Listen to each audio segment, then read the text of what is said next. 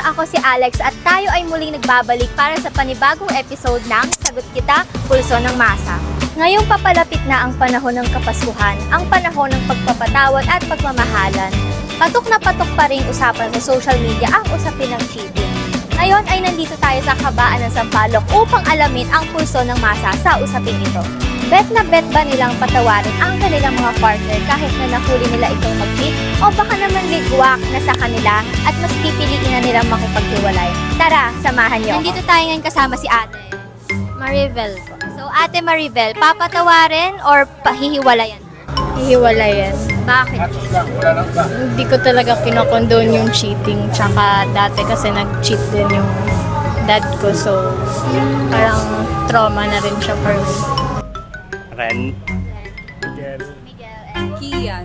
So, para sa inyo, bet nyo bang magstay sa partner nyo at patawarin sila kahit nahuli nyo silang mag-cheat? Or ligwak na at iiwan nyo na sila? Ligwak. Ligwak. Kasi nag-cheat na siya sa akin, ibig sabihin, parang kung magbabalikan kami, parang wala na ring sense yung pagmamahal namin. Tsaka, kung mahal niya ako in the first place, that di na siya nag-cheat. Ako ligwak din. Kasi sa akin talaga, non-negotiable lang cheating. Ligwak din. Kasi, once a cheater, always a cheater. And yung sugat na iniwan niya is permanent na yun. Ang isang tulad mo, lalayo na ba ako? Paano na? Hi po, Sam. Sam and Kuya Ivan. Ivan po. So, ligwak. Bakit po? Kasi why would you cheat in the first place kung mahal mo yung tao? Ligwak din. Ligwak. Wait. Sige po. Kasi 3 hours later.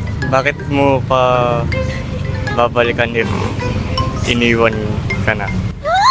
Ano?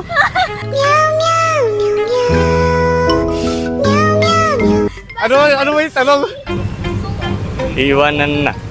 Bakit? I know my worth. Ay, kasama si ate. Ano pong pangalan nila? Cresel po. Crisel. So, Bigyan pa rin ng second chance. Siyempre, may anak kami eh. Pero kung ano lang naman yung pagluloko, yung hindi naman masyadong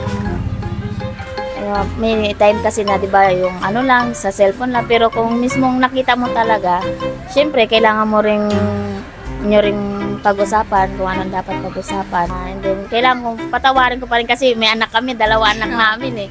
Naman po na nadadaan naman yan sa maayos na usapan. Kung mangangako siya na hindi niya naulitin, bigyan natin ng chance. Pero kung uulitin niya ulit, doon na yung hindi natin papatawarin kasi binigyan na natin ng second chance eh. Para alang-alang sa mga bata.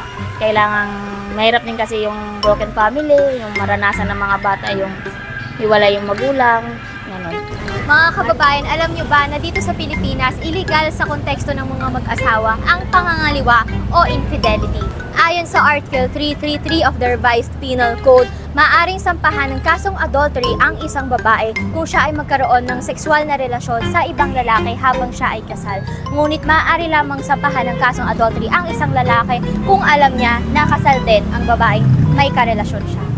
Ngayong nalaman na natin ang opinyon ng masa tungkol sa usapin ng cheating o infidelity, gusto rin naming malaman ang iyong opinyon. Kaya i-comment mo na ito sa comment section at huwag niyong kalilimutang mag-like, follow at subscribe sa aming YouTube page at Facebook page.